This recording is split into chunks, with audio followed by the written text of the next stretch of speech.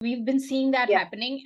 And when there are no disappearances, what we see is repression and stifling of the dissent around this issue. So protesters from families Yeah. of the disappeared, their protests are attacked. Police uses disproportionate force or unjust force, arrests people, rounds them up. Women from families of the disappeared have been dragged across the roads in Karachi, Islamabad, and Quetta, and where not. Students are baton charged they were baton charged in Islamabad, and all governments are complicit when it comes to this, and all law enforcement authorities of all provinces across the country are complicit in this crime. So it's not just the perpetrators, the real perpetrators, who are the Yeah. military and security establishment, intelligence agencies, but these are also the paramilitary forces, the police, and various other departments of the police, including the CTD and others, which are very much complicit in the crime of enforced disappearances and crimes and repression, which is linked to the issue of enforced disappearances. I've gone on for a bit, but I just wanted to add this to what Amina was saying. And that's what's happening in Pakistan. She was at the protest, and then Iman and Ali Wazir, Iman Mazari, they're still arrested. There have been like a string of FIRs against them, and they are being, it's punitive. It's fairly very obvious that what the state is doing. It's taking punitive measures to scare, to put some fear into these brave activists so that they don't show solidarity with each other as well. Like Amina was there as an act of solidarity.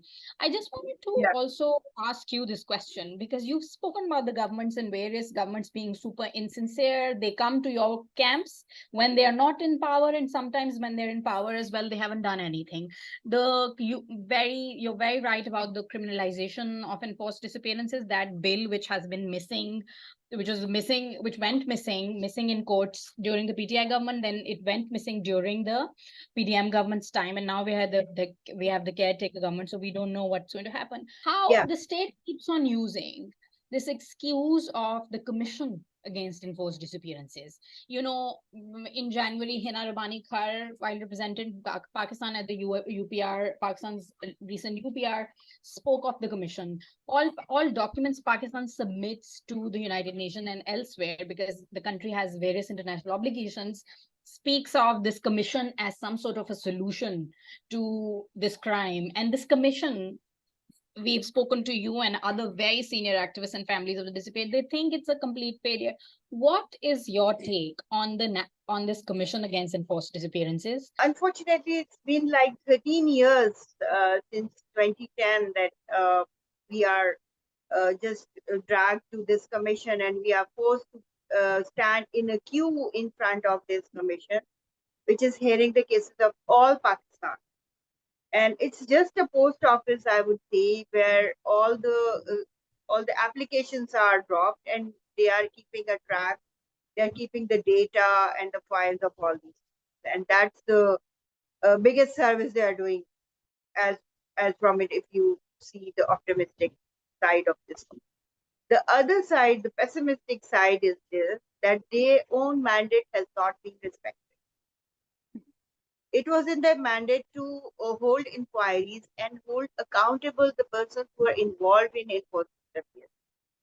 And according to the chairman, Justice Javed Iqbal, that he has a list of 153 perpetrators against whom they have never taken a single step. They have never been charged of this crime. There have been no FIR against them. So they are not acting upon their own TORs. Then they say that out of 10,000, their numbers are almost nearly 10,000. And out of this, we have just, nimtadiyan is the word they use. So it means that we are just left with 2,500, and which is a very minimum number. It's a great service we are doing, because 7,500 have been, but what happened to them?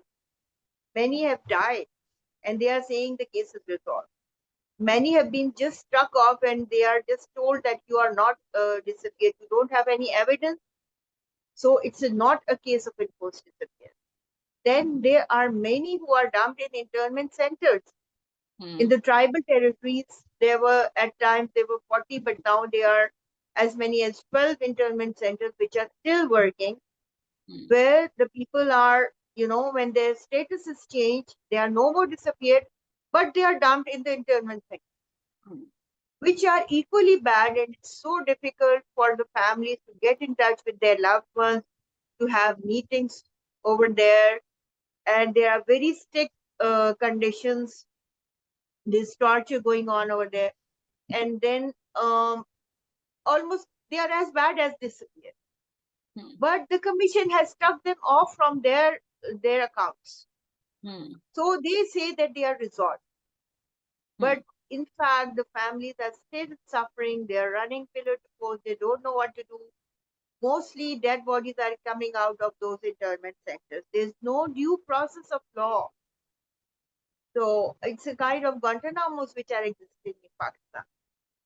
And people are very less aware of these internment centers, which have no legal basis, because when there was a sunset clause to army courts, and it ended, so there was end of these internment centers, but they are still existing. So and Amina, you have worked with such parents, right? They're part of your network, whose children basically came back from internment centers as their dead bodies returned, right? Over the years. Yeah, exactly. People are in my organization. I have there are office bearers who are actually the parents of those disappeared, or sons of the disappeared, brothers of the disappeared, sisters of the disappeared, who are working with us, because we have converted these activists into activists, so that they can become, they can overcome their grief, and they can be more constructive. They can, because they have gone through the grief, and they know how grave it is. It is easier for them to understand and work for it than just a layman who doesn't know what the grief of having a disappeared loved one is. So there's a father which I really want to mention, because his son died and his dead body was handed over to him, Amir Saab. And he is such a brave man and such a committed person that even after the death of his son, he's still with us and he's working with us. And he says that no matter if my son is dead, that all the others disappeared are also my sons. So this is the kind of commitment people have for this issue. When they have known this grave violation, when they have known a loved one who has expired or who is still disappeared, and like there are many sisters, this Gulnaz in Swat, who is also a very staunch supporter of defense of human rights and a member of defense of human rights. She regularly takes out campaigns and demonstrations, and at many points they have been arrested. The same which is Iman is going to. What's the crime of Iman? Because she stood up for the disappeared. She's fighting the cases of the disappeared in the Islamabad High.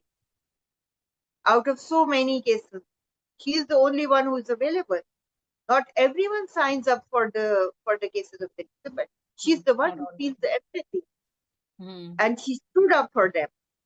And of course, because she's young and she, there not everybody can be as has control over their emotions as many.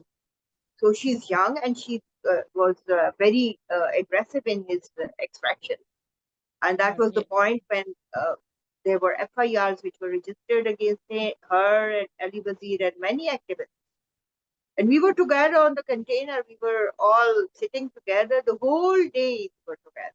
When you said that Iman is young and she's a lawyer and an active human rights defender, but also people are punished for their political expression where they're not inciting anyone. They're just giving their views against state violence and showing solidarity with different groups, as all of you went to show solidarity with PTM. You've done solidarity, showed solidarity with the Sindhi collectives in Karachi and Islamabad and the Baloch. And when that happens, that is frowned upon by the state authorities because that's what they're scared of. They don't want people to They're come scared together that we against will unite. injustices. That we They're scared will. that we will unite and will be one big cause across Pakistan. Yes, The and Baloch, that's the Pashtun, the Punjab, the Saraiki, the Shia, the Kashmiris, and the Sindhis, and everybody would unite and they will start asking for their rights in one voice. That's what they are afraid of.